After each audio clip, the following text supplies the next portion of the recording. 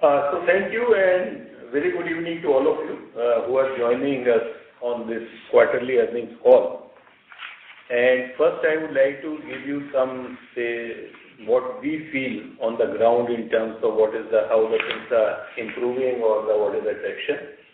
So I think overall what we are seeing that confidence coming back, there is a gradual improvement in both for the demand for credit and also in terms of improvement on the collection efficiency. We are very near to pre-COVID levels in both the cases, but definitely I think it will take some more time where there will be, improvement in terms of the jobs and more on the ground level. On the deposit side, we have been able to increase our deposits by almost 8% quarter on quarter and 39% over a period of 9 months. And for the first time in the last 4 quarters, there is an improvement on the CASA ratio, which is at now 26%. And in fact, when we have started our drive for customer acquisition, so earlier it used to be 45,000, 50,000 accounts per month. Last month we have reached to almost 85,000. And in fact, in December quarter, we have opened 2.2 lakh CASA accounts as compared to 1.5 lakh accounts last quarter. So we are seeing the momentum on the deposit side, and this is despite our gradual reduction in our rate of interest. And because of that, our cost of funding and cost of deposit is gradually coming down. We are seeing the same traction on the loan side. There is more traction on the retail and MSME, and we have kept a target of 10,000 crores of disbursement on the retail and MSME for the Q3, and against the 10,000 we have disbursed almost 12,000 crores in retail and MSME. And on corporate side, our disbursement was around 2,000 crores. So in line with our business strategy to have more focus on retail and MSME, our retail advances mix has improved to 28% from 24% last quarter. And we are seeing during the current times also this kind of demand coming from retail, MSME and on the corporate. And we would be very cautious in terms of the risk profile of the customer, but I think we will be able to grow in the same way during the current quarter also. Now coming back on the profitability side, bank has registered an operating profit of 2,286 crores, which is a 68% growth quarter on quarter. And out of this operating profit of 2,286, coupled with a write back of provisions, we were able to make adequate provisions in our existing NPA and NPI book, and also create an additional COVID provision of 765 crores. So as of now, the aggregate COVID provision is 2,683. Along with this, because of the provisioning made on the NPA and NPI, our provision coverage for NPA has improved to 76.8, and if we also include the technical write-off, then the provision coverage is almost 81%. On the NPI also, our provision coverage has improved from 70 to almost 78%. And because of this provisioning, our net NPA number has come down to 4% against 4.7% last quarter. So after making these provisions, it's the third consecutive quarter where bank has registered a net profit. So this time net profit is 151 crores as compared to a loss of more than 18,000 crores in the corresponding quarter of last financial year. Net interest income has also grown by almost 30% quarter on quarter. The NIMs are around 3.4%. The non-interest income has also improved by 70% quarter on quarter, and there is a significant increase on the retail fee income. Our operating expenses, though, has gone up in the current quarter as compared to last quarter, but still it's a 13% YOY reduction. And because of the improvement in the earnings and reduction on the cost side, our expenses ratio has improved to 43% as compared to 49% at the end of quarter 2. So overall, if we see the business is growing, very decent business growth, and we have been able to reduce our CD ratio to 116% from the earlier of 124% at the end of quarter 2. There is a business growth, there is an improvement on the profitability side. We have also been able to make a decent recovery from our existing NPA and NPI. So in the current quarter, we have been able to make a cash recovery of 1,512 crores. And for the 9 months, it was 2,947 crores. And the PLN impact of these recoveries is 1,283 crores during the current quarter and 2,430 crores for the previous 9 months. So I think we are continuously going to see this traction, where in the fourth quarter also we are expecting recoveries and the business growth in line with what we have seen in the quarter 3. We have also given a number in terms of restructuring. So almost 8,000 crores we have invoked the restructuring, and where it will be implemented during the current quarter, or some may slip to the next quarter also, because we have a time up to 30th June for implementation of the restructuring. We have also given a number of standstill NPAs. Those standstill NPAs, excluding the restructuring book, is 7,058. We have also given a position of overdue advances between 61 to 90 days, and excluding restructuring part, that is something around 3,432. But both the categories, whether 61 to 90 days or more than 90 days, these are those accounts where there is an impact of COVID, and we believe that upgradation would be comparatively much easier as compared to the sticky NPA accounts. But definitely we need to work on this, and the provisions which we are carrying for COVID, which is 2,683, is sufficient to take care of the provisioning requirement on the restructuring book as well as on the standstill NPAs. And still we have the fourth quarter with us to have the recoveries and any operating PPOP kind of numbers. So I would stop here, and the entire management team here would be very happy to respond to your questions or answer any clarification. Thank you so much. Thank you very much. We will now begin the question and answer session. Anyone who wishes to ask a question may press star and 1 on their touchtone telephone. Participants are requested to use handsets while asking a question. Please note, in the interest of time, we will be taking a maximum of 2 questions from each participant. Should you have a follow-up question, we request you to rejoin the queue. Ladies and gentlemen, we will wait for a moment while the question queue assembles. To ask questions, please press star and 1.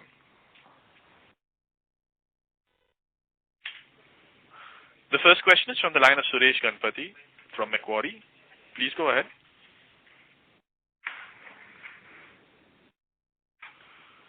Mr. Suresh, you may go ahead with the question. Hello, you can hear me? Yes, sir. Please go ahead. Yes, sure. Okay, thanks for taking my question. So I have a question on, if you look at page 17 or slide 17 of your presentation, so I just wanted to understand or reconcile whether there are any overlaps here. So what you are saying is that the total pool is 18,551 crores, which is as per 90-day overdue by Supreme Court, 61 to 90-day, and COVID-19 restructuring. Right? 18,551. And if I were to include 31 to 60-day overdue, excluding the overlap of 2,575 crores, it means another 10,000 crores I have to add to this 18,551, right? Right. So the total number is 28,551, right? Right. Roughly, mota. Okay, and this 28,551, you are carrying a provisioning of 2,683 crores. So I think this is something where there is a disconnect. Because the provisioning requirement is either for the standstill NPA or for the restructuring. Okay. I think if you see any financial institution and if you see the customer behavior, there are large number of customers who are always either more than 30 days overdue, 30 to 60 days and 60 to 90. So these customers can make you payment maybe on the 80-90 day kind of thing or maybe around 45 days. So this is a normal thing which happens even during the pre-COVID time. So it is not like everything is at risk, but definitely standstill NPA is a NPA, and 61 to 90 days it is again like everything would slip.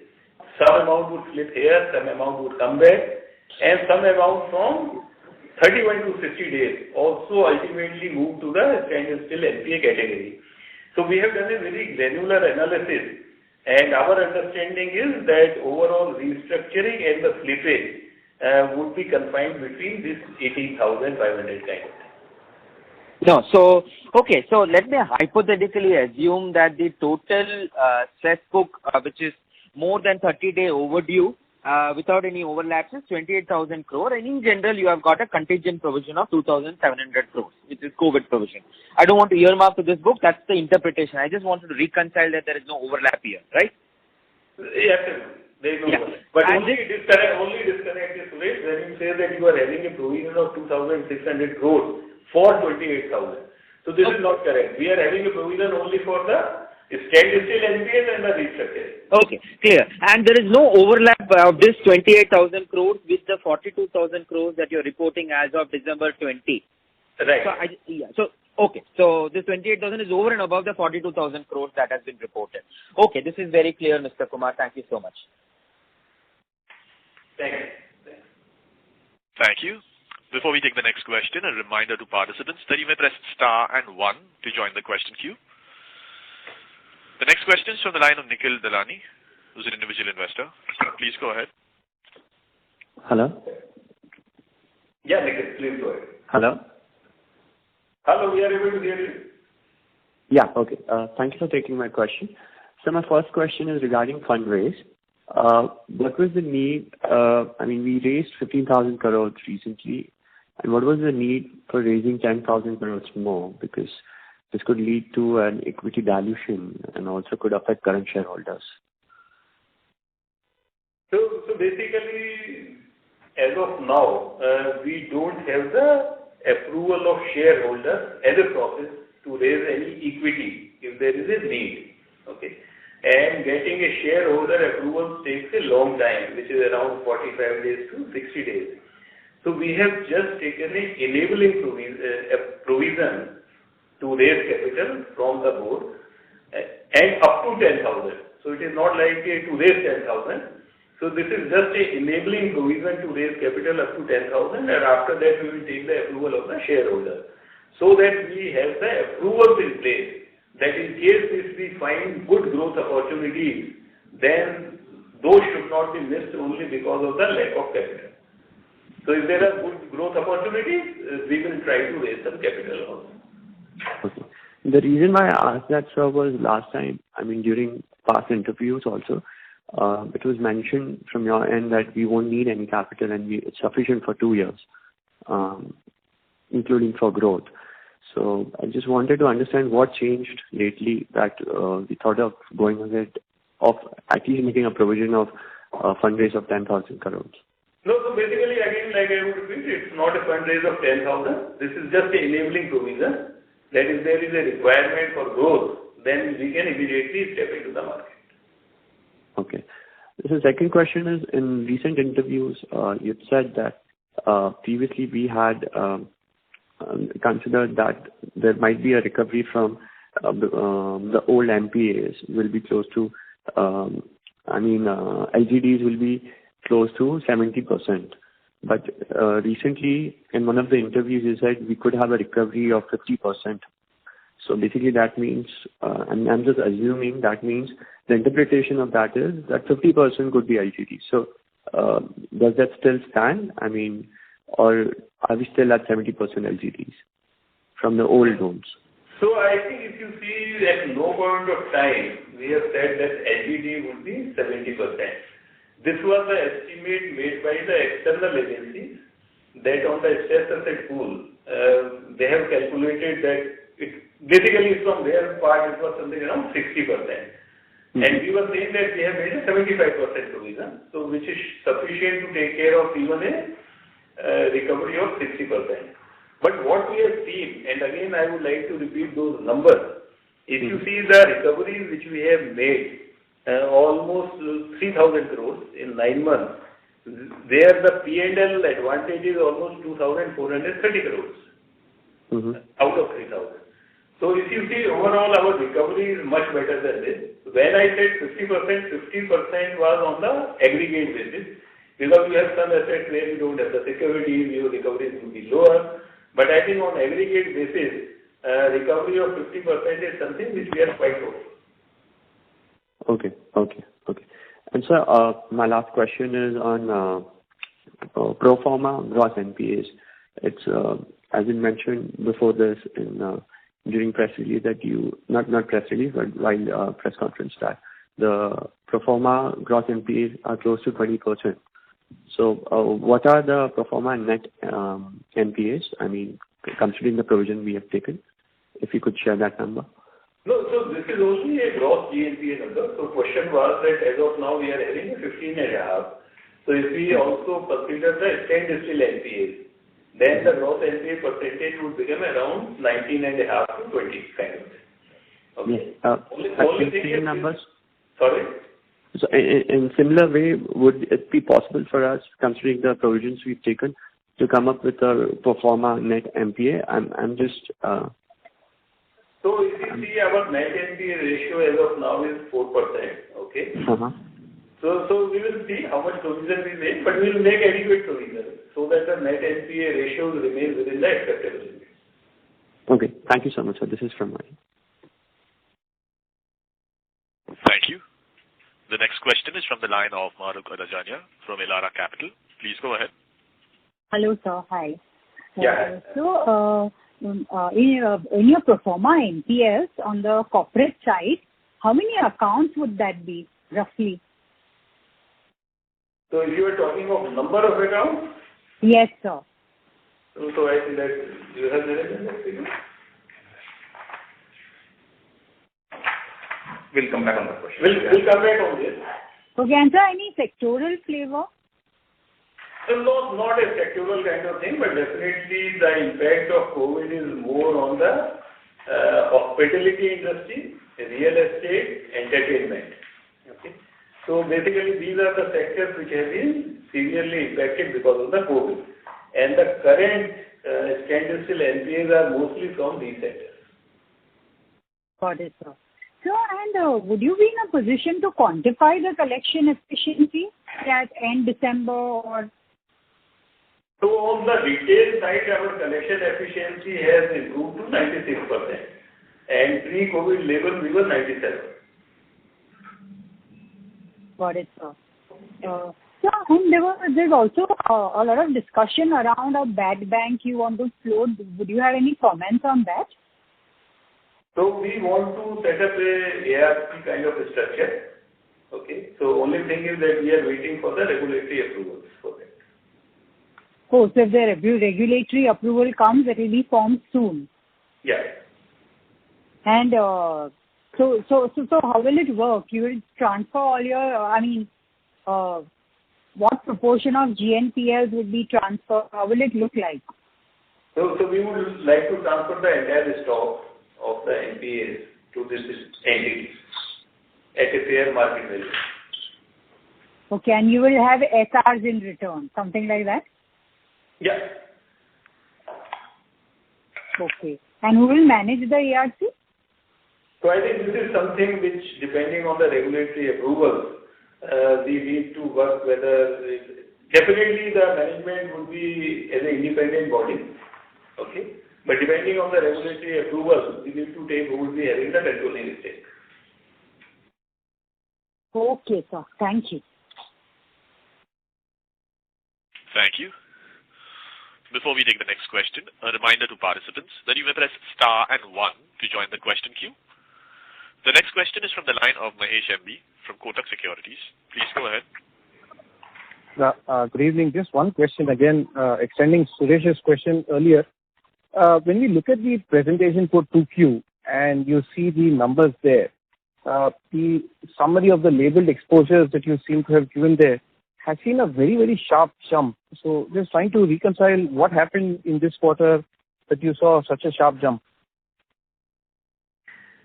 So, Mahesh, we've seen approximately 1,400 crores of book that is in which the date of commencement of operations has been deferred by 1 year, and we've made the commensurate provision required as well. So that is one piece. The second is what we've also done is we've also disclosed the exposure where you will have the June 7th circular application. So even that we have brought into the disclosure.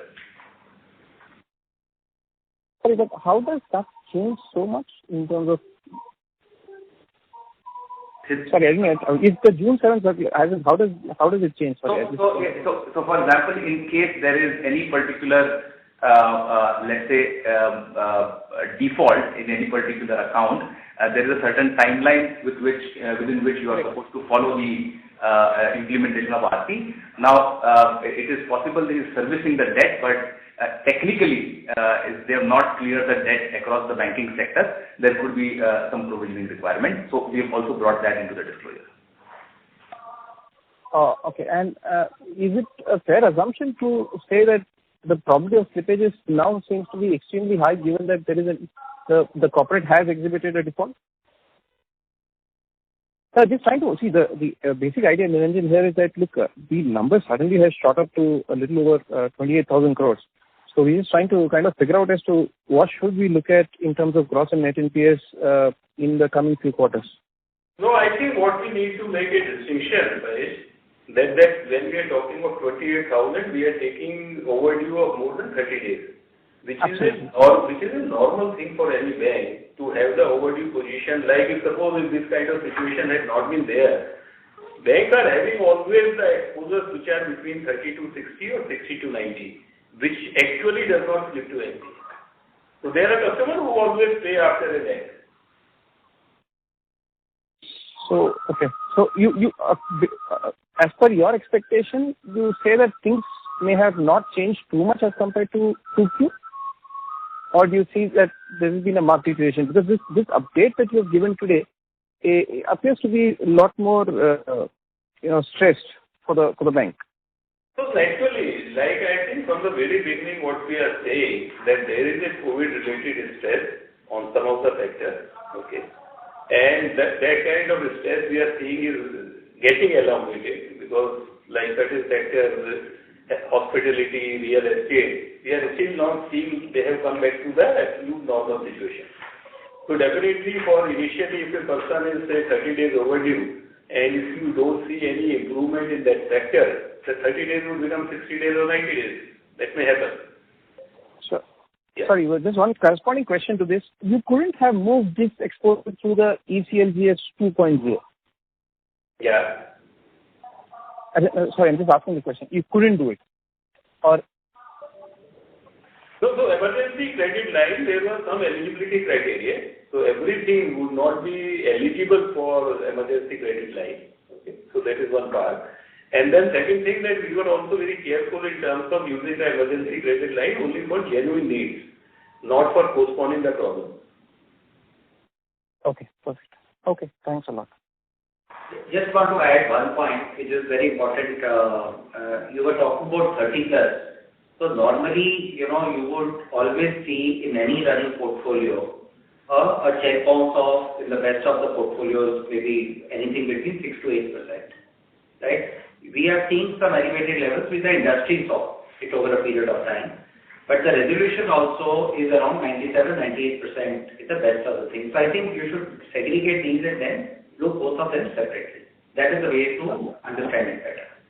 Sure. The reason we are asking is that look, there is an accounting provisions which the P&L has to take, and it has consequent impact on capital as compared to the recoveries that you are talking about or resolutions that you're talking about here.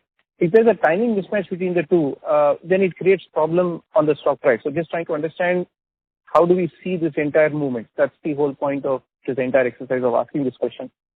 Absolutely. So, but basically, in our own estimate, the book at risk is around this 18,000, including a restructuring book of around 8,000. Okay, perfect. Yeah, thanks a lot. Thank you. Before we take the next question, a reminder once again to participants that you may press star and 1 to join the question queue. Next question is from Maruk Adajania from Elara Capital. Please go ahead. Sir, could you share the disbursements under ECLGS 2 and the total under ECLGS 1 so far? So, total disbursement this quarter is approximately 1,000 crores, and cumulative disbursement would be about 3,200 crores, including this quarter's 1,000 crores. Okay. But how much would be ECLGS 2 out of that? The 900,000 crores that I mentioned would be the ECLGS 2. Okay. Thank you. Thank you. Participants who wish to ask questions may press star and 1 on their touchtone telephone. The next question is from Utsav Gogriwar from B&K Securities. Please go ahead. Yeah, hi sir, this is Jay here. Could you share the top 3 corporate exposure in the restructuring where they have been invoked? So restructuring, we have shared 8,000 crores has been invoked. If you see the slide 17 of our presentation, so for 8,000 crores we have invoked. Right, sir, the top 3 sector in that, or the top 3 account actually by sector? That would be the between the real estate and hospitality sector. Sorry sir, there's some disturbance. One is the real estate. Real estate and the hospitality sector. Okay, sure. And second, sir, if you have shared the collection efficiency for corporate, I missed that number, I think. So I think the collection efficiency always works for the retail part, okay, which is 96%. On the MSME and corporate, we always see in terms of how the throughput is there and how the utilization or the overdue. So what we are seeing, throughput has improved where there is a churning in the portfolio, and even the utilization of the limit is still not improved. So that gives us a signal in terms of a very prudent utilization of even the existing lines. Okay, and sir, in corporate restructuring, I think the number that you have given is the proposal that you have received. And at least on the larger proposal, how confident are you in terms of it getting implemented? Because it seems that the restructuring would have to be passed through rating, it has to be signed ICA, etc. So do you see that at least the predominant restructuring earmarked in corporate should at least, a large part of it should get restructured without any hurdle, because otherwise it would have to go through the downgradation path? No, so I would agree with you. When we have done the invocation, it is like we have seen overall whether it would qualify or not. But they have to get a rating, they have to get their financials in place, and we need to do a due diligence on them. And unless it would be able to clear all these filters, the restructuring would not be implemented. Right. So these accounts should be restructured, right, without any much of a hurdle. Sorry, can you again repeat? Sorry, so I'm saying the bank is confident that these accounts will get restructured without any hurdle, procedural hurdle. Right. Thank you so much, sir. And sorry, and sir, the FITL amount, if you have, for the bank as a whole, where the FITL money, which is outstanding at a bank level. No, I think we don't have that number at this point. Okay, no worries, sir. Thank you, sir. Thank you. Participants who wish to ask questions may press star and 1 on the touchtone telephone. The next question is from Kunal Shah from ICICI Securities. Please go ahead. Yeah. So just maybe just to once again clarify, last time what you highlighted in terms of 30 to 90, which was 6,700, now it is fair to assume that that amount is 19,000. Yeah. 12,000 plus 6,500. Okay. And when we look at it in terms of the interest treatment for this entire pool of 18,000 crores, maybe in terms of the standstill plus, so we are seeing like this is the pool which is at risk. Plus, when we look at it in terms of the GNPL, the other accounts which are there in terms of the standard restructure, which are again not the part of instead of restructured on 16 and restructured on 17, there is no overlap. So then what would be the overall interest treatment on this entire pool which is at risk? So only thing is that interest treatment for the standstill NPAs. Okay, when they would slip into that category after the verdict, then we need to reverse the interest on that book from the date of the NPA. But whereas in case of restructuring, it would not be a reversal, it would be more in terms of how we take it, how the repayment would happen, what kind of treatment we give for the interest. But everything would be as per the RBI guidelines. Yeah, but as of now, we are accruing the interest on this entire 18,000 crores. Right. And it's there in our margins as of now. Absolutely. Okay. And lastly, in terms of retail also, okay, when we look at it in terms of the standstill accounts plus maybe the overdue, so almost like 1,600 odd crores coming in from retail and maybe 800 odd crores coming in from the SME as well. And last time maybe we highlighted that maybe we are not seeing such a stress on the retail and the SME portfolio compared to that of the reported GNPL. And incrementally, I think there are still disbursements going on. So would that be more worry in terms of the further stress flowing onto the retail side? Or maybe this 4-5% of retail and SME which is currently getting reflected, that seems to be more or less the stress given the kind of growth which we have seen. So on the retail side, if you actually break it up, so first of all, there are segments which will take a little longer to come back in the normal business cycle, and we have an exposure on the commercial side of the loans. But having said that, most of them, majority of them, which we had explained last time also, were actually never into 30 before. So there would be, we had given a guidance that possibly from retail it can actually go to 3.2, and similarly for MSME can also go up to 3.5. But that would be a temporary, phenomenon. And we are already seeing that a lot of corrections happening. We are seeing the limit utilization still hovering at around 70 to 75%. We are also seeing the collection efficiency actually going back to the normal level of 95, 96%. So if you look at these indicators, then possibly for the entire industry, and now that you are getting comparative data also, there is definitely a increase, but I think this increase is temporary, and within 1 year's time, this would actually start leveling down, both for retail and MSME.